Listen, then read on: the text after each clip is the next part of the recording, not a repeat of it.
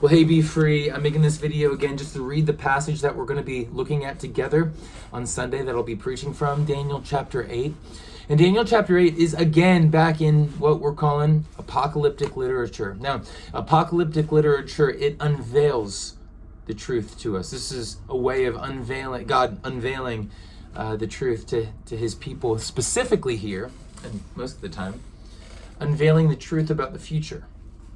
That's what we're seeing in Daniel chapter 8. God is unveiling the future to Daniel.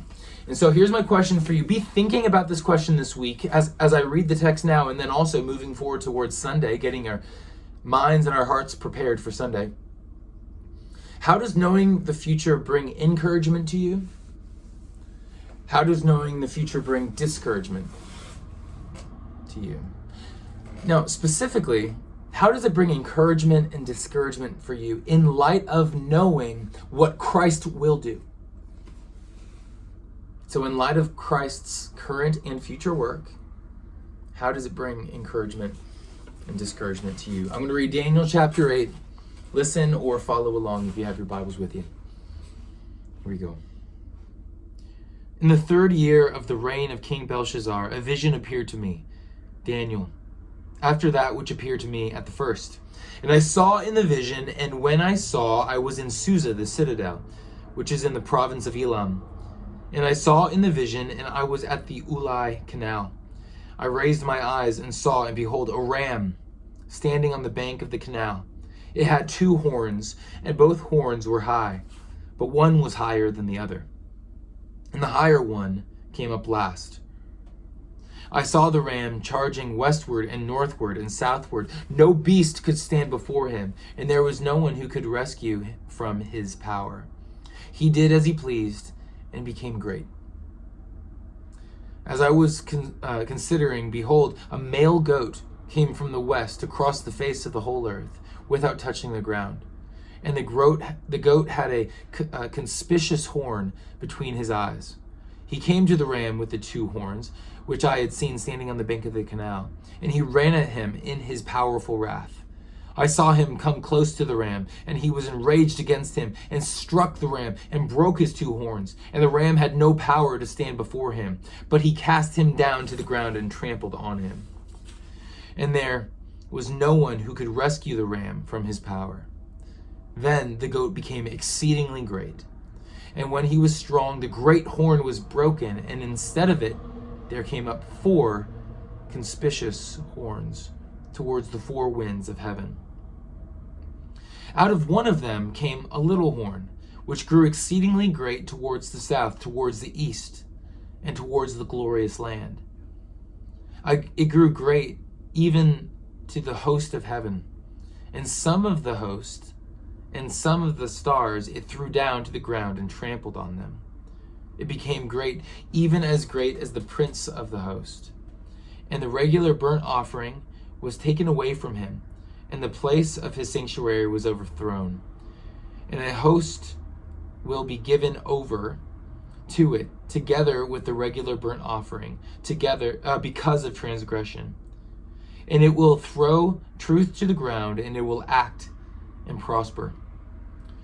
Then I heard a holy one speaking, and another holy one said to the one who spoke, For how long is the vision concerning the regular burnt offering, the transgression that makes desolate, and the giving over of the sanctuary and host to be trampled underfoot? And he said to me, For 2,300 evenings and mornings. Then the sanctuary shall be restored to its rightful state. When I, David, had seen the vision, I sought to understand it. And behold, there stood before me one having the appearance of a man. And I heard a man's voice, between the banks of the Ulai. And it called, Gabriel, make this man understand the vision. So he came near where I stood. And when he came, I was frightened and fell on my face. But he said to me, Understand, O Son of Man, that the vision is for the time of the end.